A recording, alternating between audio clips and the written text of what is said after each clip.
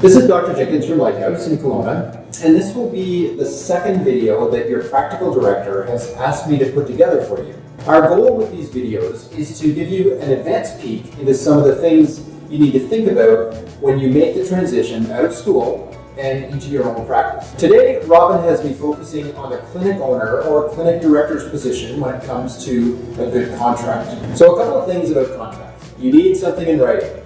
No matter how good intentioned both parties are, without everything in writing, you are just asking for trouble. In fact, one of the core principles at Lighthouse is that if something is not in writing, it doesn't exist. There's no way to track it or confirm intention if we don't have it written down.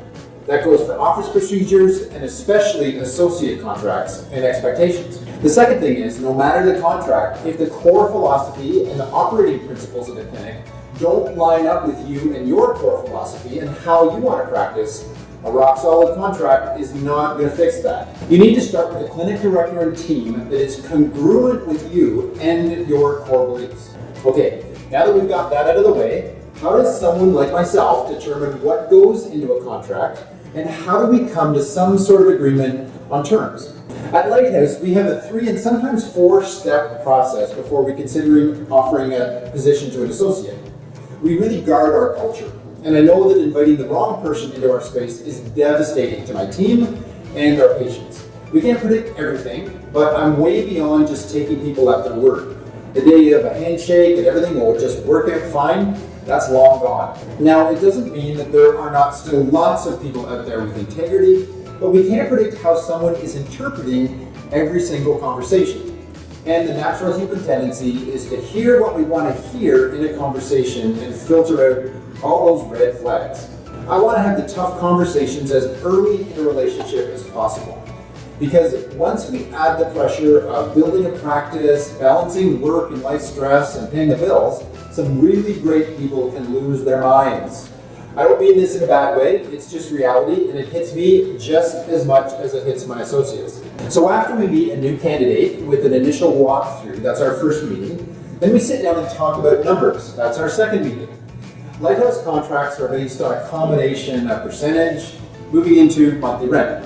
Of course, our beginning contract will evolve with the associate, and one contract doesn't fit all. But by beginning with a percentage, say 30% of the clinic, the associate can still make a living, but something is going to the clinic towards the expense of having the associate in our space. We know our costs, so when we do get to a point where the associate can switch over to rent, it's based on actual numbers, not what the industry is charging or what the clinic down the street is offering. There are several things that go into our calculations. What does it cost me per square foot for the space?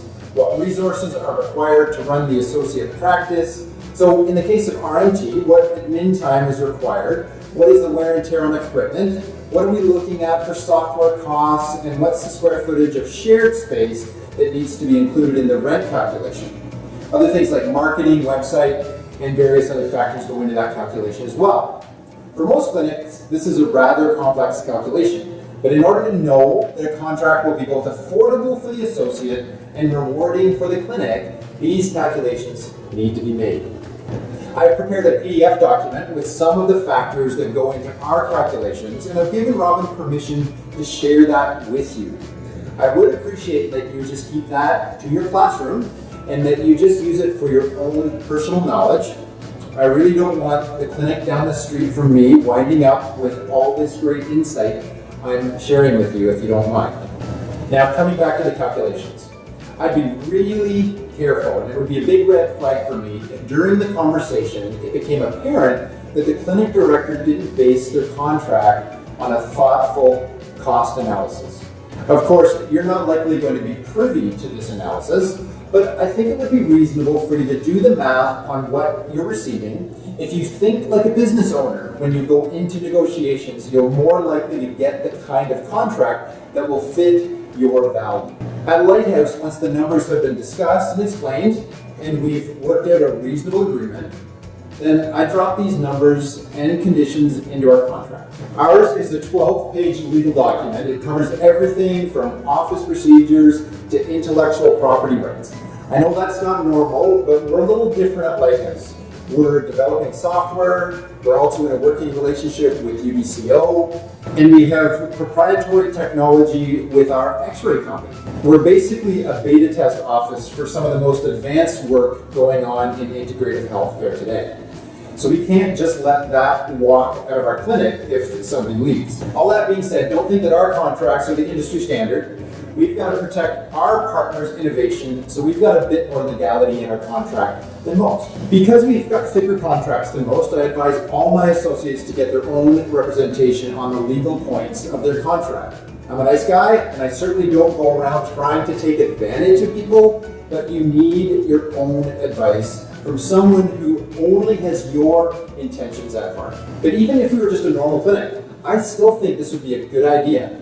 So $400 or $500 may seem like a big price tag to pay a lawyer to review a contract, but I can promise you it could save you thousands if you forge ahead and sign a bad contract. Just talk to some of your colleagues that have been out a couple of years and see what they say. The biggest loss I know of was around $70K from not crossing T's and dotting I's on a contract. You don't want to be that person. Once we've drafted a contract and our associates have had time to consult their legal representative, we sit down again to discuss any questions. Because we've done this a few times, this generally is a short discussion, but sometimes we get some strange requests. Probably the most interesting request was that we include a clause in our contract that our associate would not be required to wear a golf shirt with the clinic logo on it. Out of pure curiosity, I asked if a t-shirt would be okay, and they had no problem with that. I rewrote the contract to include the dreaded no golf shirt required clause. The final ask is that we have our RMT associates deliver a 1-hour massage to someone on the team. I have yet to be the beneficiary of this fourth step in our screening process, but maybe someday the team will let me in on one. This final step just ensures that our associates are clinically excellent, and that's what we need to make sure of for our patients. Most of our associates have been happy to have an opportunity to show off their skills and leave the business talk behind. By that point, there's been enough interaction with the team that several people have been included in the process. So both the associate and our current team have an idea of how things will work out. We can't predict everything, but the old business adage of hire slowly is important. We're going to spend a lot of time together, and we want not only to respect the people we work alongside, we want to like those people as well. So that's it for video 2. I hope this has created some talking points for you and your instructors, and you can build on that. Thanks again for inviting me into your classroom, and I hope to talk to you soon.